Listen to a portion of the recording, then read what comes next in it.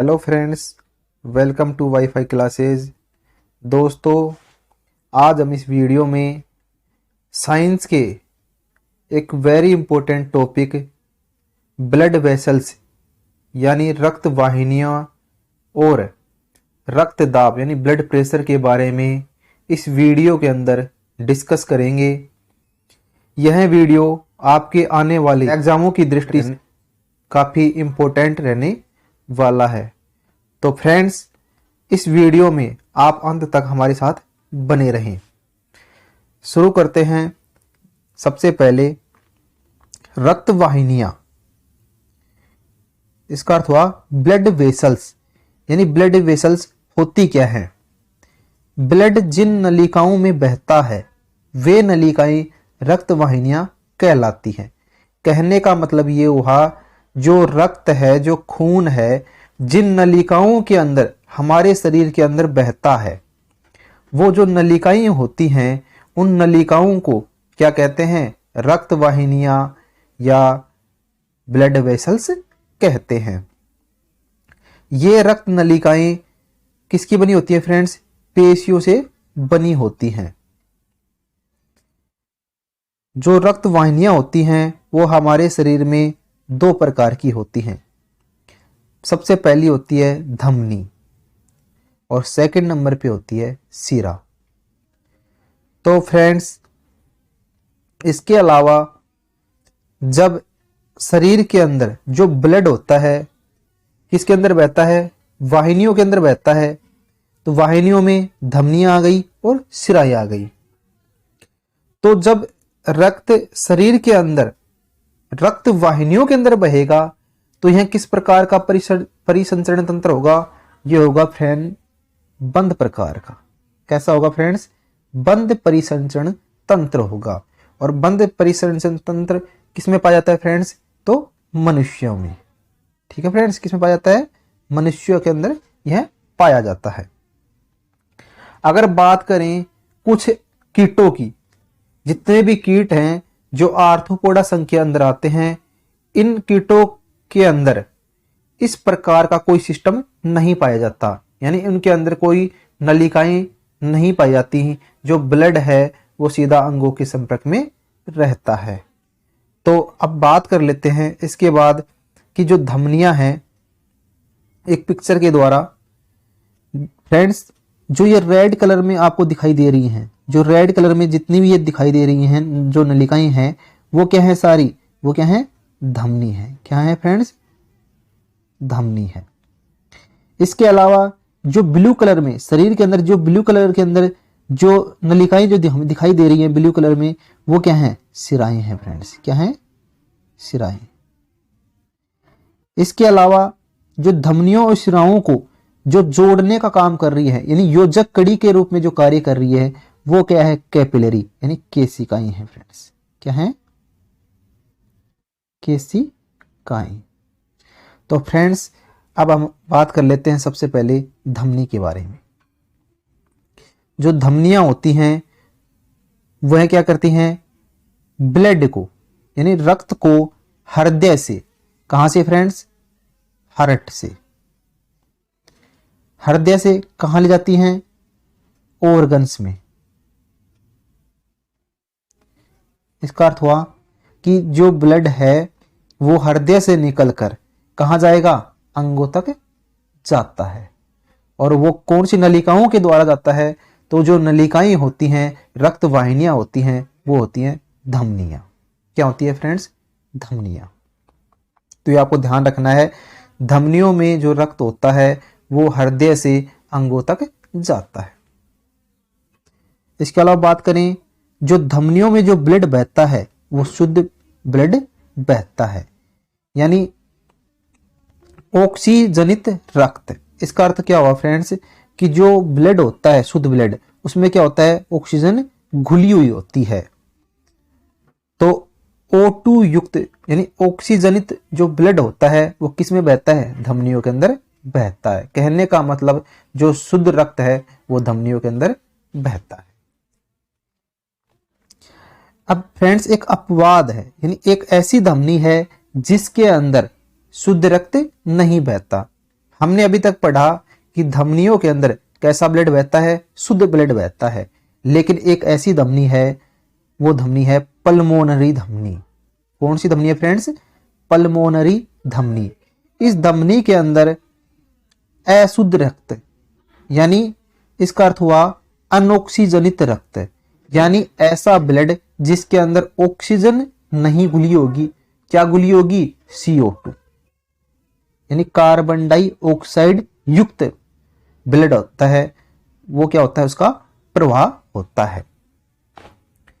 तो ये जो पल्मोनरी धमनी है, ये क्या ब्लड को कहां से कहां तक ले जाती है? तो फ्रेंड्स, ये ब्लड को हमारे हृदय से लंग्स यानी फेफड़ों तक ले जाती है।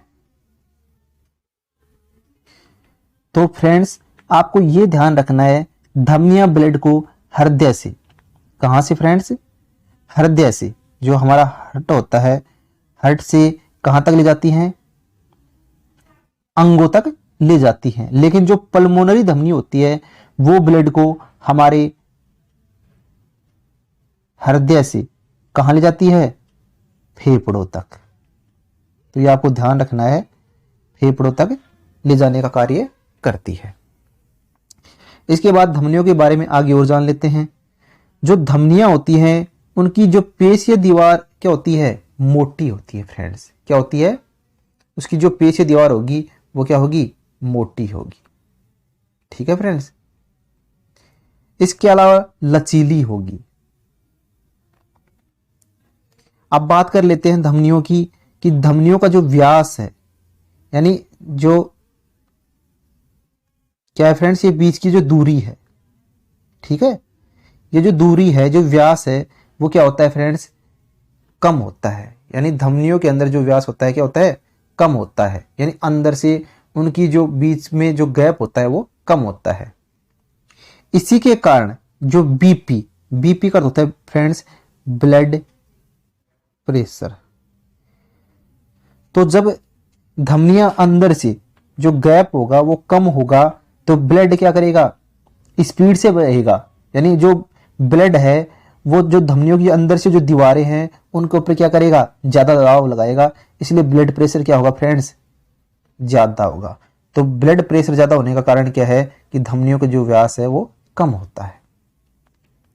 इसके बाद बात करते हैं, जो धमनियां होती हैं वो चटक लाल रंग की। अभी हमने पिक्चर के रूप में देखा, एक पिक्चर में, कि जो धमनियां होती हैं उनका जो कलर होता है वो रेड होता है फ्रेंड्स। तो आपको ये भी ध्यान रखना है, क्या होता है? उनका कलर रेड होता है धमनियों का। एवं त्वचा में गहराई वाले स्थानों पर पाई जाती हैं। जो हमारी स्किन होती है, इस स्किन में जो धमनियां होती हैं वो काफी गहराई में पाई जाती हैं, यानी प्रेजेंट होती हैं। धमनियों में कपाट एब्सेंट का अर्थ क्या हो फ्रेंड्स? अनुपस्थित। क्या होता है फ्रेंड्स? अनुपस्थित। यानी धमनियों में जो कपाट है, यानी वाल्व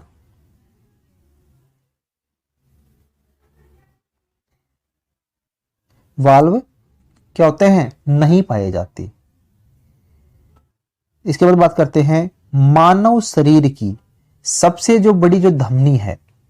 एग्जाम में फ्रेंड्स यहां से काफी बार क्वेश्चन आता है कि मनुष्य के शरीर की जो सबसे बड़ी धमनी है वो कौन सी है? महाधमनी है फ्रेंड्स। तो ये आपको ध्यान रखना है। इसके अलावा अगर सेकंड नंबर पे बात करें तो वह है पल्मोनरी धमनी। तो दोनों धमनियों के बारे में आपको ध्यान रखना है। मानव शरीर की सबसे बड़ी धमनी है महाधमनी, और सेकंड नंबर आता है पल्मोनरी धमनी का। इसके बाद बात करते हैं, खाली होने पर जो धमनियां होती हैं वो पिचकती नहीं है। अगर जो ये नलिकाएं हैं, धमनियां हैं, अगर ये खाली है तो क्या नहीं होती है? आपस में पिचकती नहीं है। ठीक है, यानी आपस में ये पिचकेंगी नहीं। आगे बात करते हैं शिराओं के बारे में फ्रेंड्स। धमनियों के बारे में अभी तक हमने जान लिया कि धमनियां क्या होती हैं और किस प्रकार के ब्लड का इनमें प्रभाव होता है। तो धमनियों में शुद्ध ब्लड बहता है। अब बात करते हैं शिराओं की। तो जो शिराएं होती हैं उसे इंग्लिश में क्या बोलते हैं? वेन्स बोलते हैं फ्रेंड्स। क्या बोलते हैं? वेन्स। ब्लड को अंगों से हार्ट तक ले जाती हैं फ्रेंड्स। अब इसके अंदर उल्टा हो जाएगा, यानी जो शिराओं के अंदर जो ब्लड है वो कहां से कहां तक बहेगा? अंगों से हमारे हृदय तक बहेगा फ्रेंड्स। कहां तक बहेगा? हृदय तक। और जो धमनियों में क्या हो रहा था, जो ब्लड है हृदय से बह रहा था अंगों तक, और किस प्रकार का? शुद्ध ब्लड बह रहा था। लेकिन वेन्स के अंदर यानी शिराओं के अंदर जो ब्लड है वो अंगों से बहेगा हमारे हृदय तक। तो ऑर्गन से हार्ट तक ये ब्लड ले जाती हैं। अब शिराओं में किस प्रकार का ब्लड बहता है? तो अशुद्ध रक्त। और फ्रेंड्स अभी तक हमने जाना कि अशुद्ध रक्त क्या होता है, यानी ऐसा ब्लड जिसके अंदर ऑक्सीजन क्या हो? एब्सेंट हो, यानी ऑक्सीजन अनुपस्थित हो, लेकिन उसके अंदर क्या घुली होती है? CO2। फ्रेंड्स क्या घुली होती है उसके अंदर? CO2 उपस्थित होती है। इसलिए ब्लड कैसा है? अशुद्ध ब्लड है। तो शिराओं में कैसा ब्लड बहेगा? वो बहेगा अशुद्ध ब्लड। तो ये आपको ध्यान रखना है। अब अभी हमने जाना कि जो शिराएं होती हैं उनमें कैसा ब्लड बहता है? अशुद्ध। लेकिन अपवाद में पढ़ेंगे फ्रेंड्स, एक शिरा ऐसी है जिसके अंदर कैसा ब्लड बहेगा? शुद्ध ब्लड बहेगा। तो फ्रेंड्स पल्मोनरी जो शिरा होती है उसमें कैसा ब्लड बहता है? शुद्ध ब्लड बहता है। तो ये आपको ध्यान रखना है, कैसा ब्लड बहता है? शुद्ध ब्लड बहता है। इसके अलावा बात करें, जो पल्मोनरी शिरा होती है उसमें ब्लड कहां से कहां तक बहता है? तो ये बहता है लंग्स यानी हमारे फेफड़ों से। कहां से बहता है फ्रेंड्स? हमारे फेफड़ों से। कहां तक जाएगा? हमारे हार्ट तक जाएगा, हमारे हृदय तक बहता है।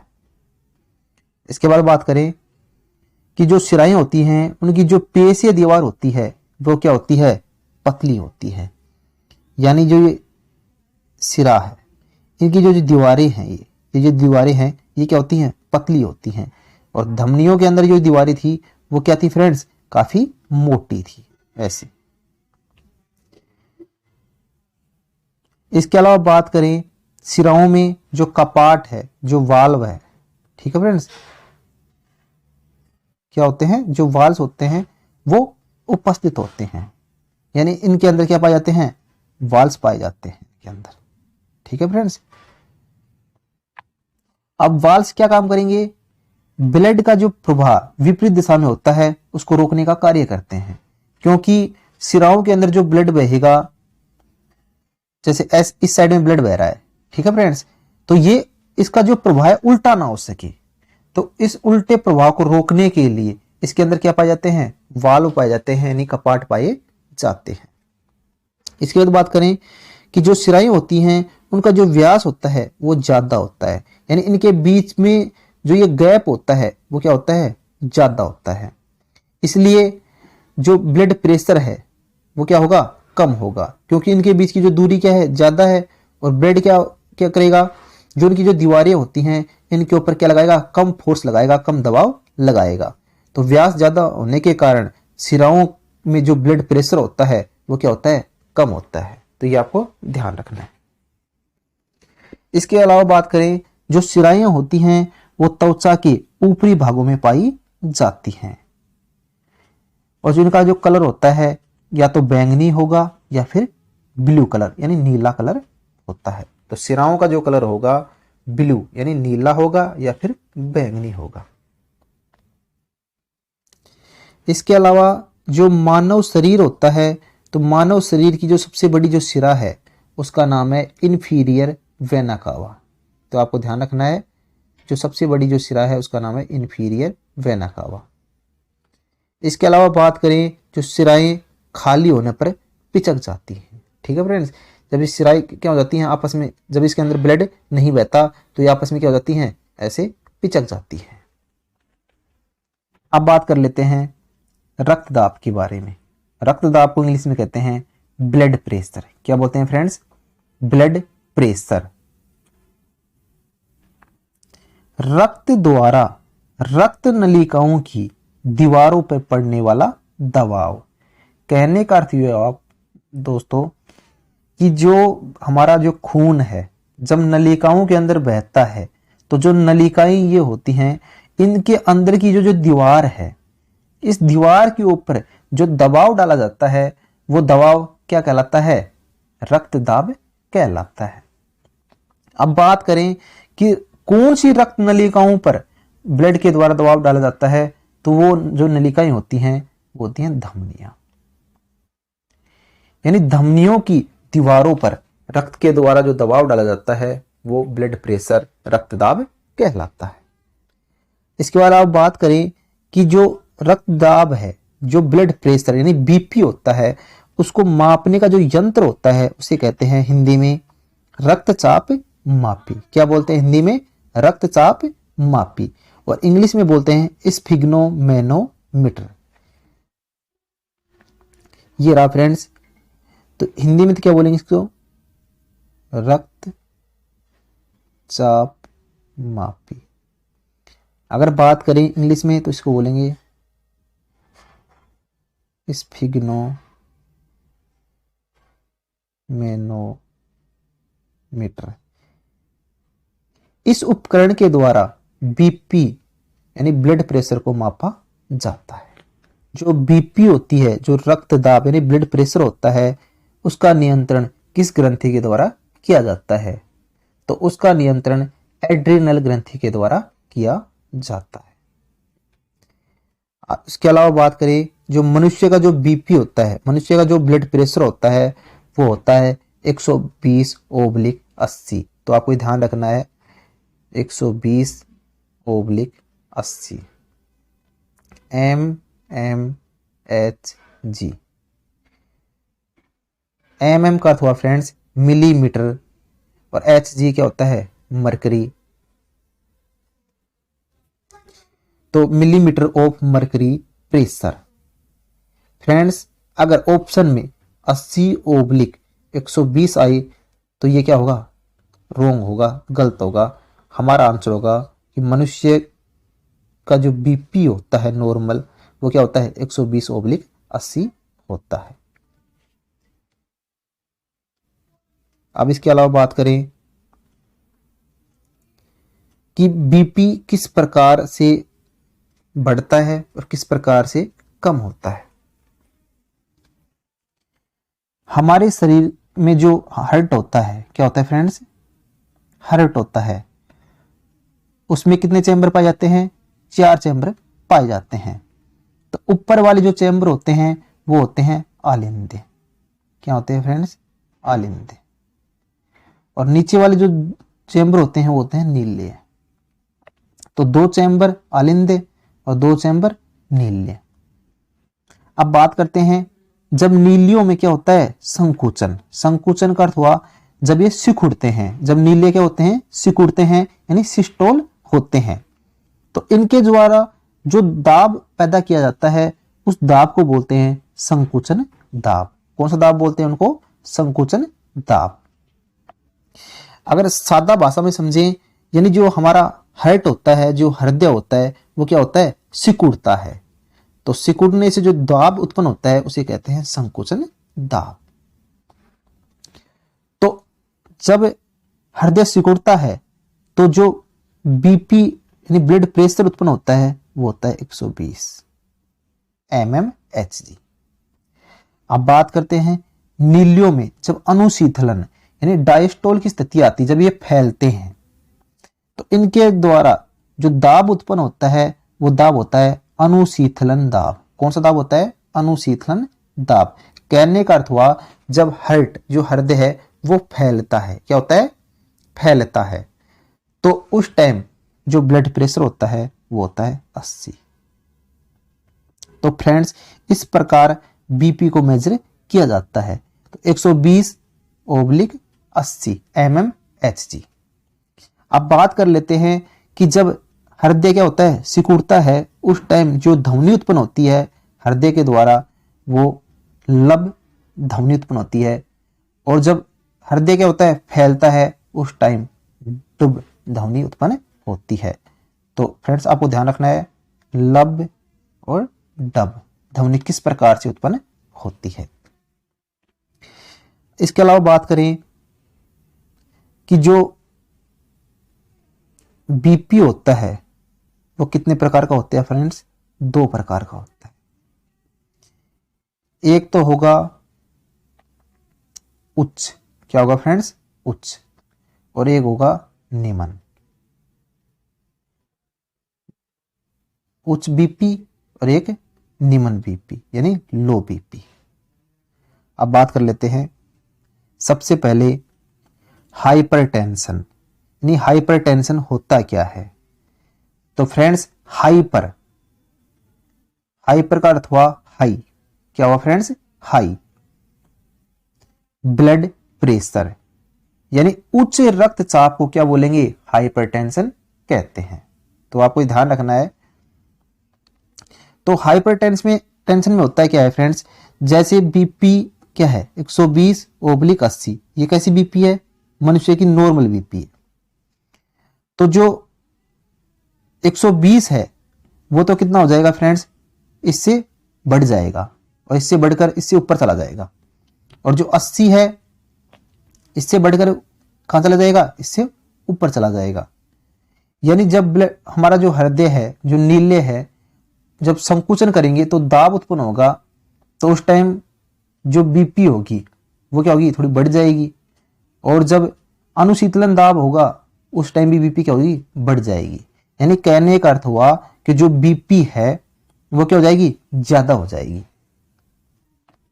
तो इस स्थिति में रक्त वाहिनियां फटने से, यानी जो जिनके अंदर खून बहता है वो नलिकाएं क्या हो जाती हैं? फट जाती हैं। किसके कारण? ज्यादा ब्लड प्रेशर के कारण। तो आंतरिक रक्त स्त्राव क्या होगा? जब ब्लड वाहिनियां फट जाएंगी तो शरीर के अंदर वो जो रक्त है वो अंदर बहेगा, जिसके कारण हार्ट अटैक यानी हृदय में अटैक तथा मस्तिष्क की रक्त कोशिकाएं फटने से ब्रेन कार्य करना बंद कर देता है। यानी कहने का अर्थ हुआ कि हाई बीपी होने पर, यानी उच्च रक्तचाप होने पर हमें इस प्रकार की समस्याएं देखने को मिलती हैं। अगर बात करें उच्च रक्तचाप, उसका कारक क्या है, यानी किस कारण से हाइपरटेंशन, हाई ब्लड प्रेशर या हाई बीपी होता है, तो उसका मुख्य कारण है फ्रेंड्स टेंशन। क्या है फ्रेंड्स? टेंशन यानी चिंता। इसके अलावा भय यानी डर लगना, दुख या फिर ज्यादा खुशी। अब बात कर लेते हैं इसके बाद हाइपोटेंशन की। ठीक है फ्रेंड्स, किसकी बात कर लेते हैं? हाइपोटेंशन। हाइपोटेंशन होता क्या है? लो ब्लड प्रेशर, यानी निम्न रक्तचाप। जो लो ब्लड प्रेशर होता है उसे बोलते हैं हाइपोटेंशन। इसके अंदर होता क्या है? जो 120 बीपी होती है और जो 80 बीपी होती है, जो नॉर्मल बीपी होती है, उससे क्या हो जाता है? जो मान है उसका वो लो हो जाता है। तो 100/60 यानी 120 से भी कम और 80 से भी कम।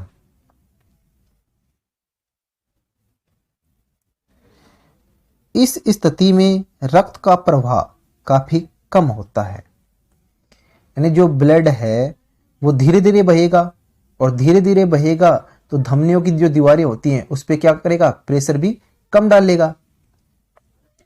तो ब्लड जिससे लंग्स यानी फेफड़ों, ब्रेन यानी मस्तिष्क, हार्ट यानी हृदय, किडनी यानी वक्र जैसे अंगों में O2 यानी ऑक्सीजन की एवं पौष्टिक पदार्थ ये क्या नहीं होंगे?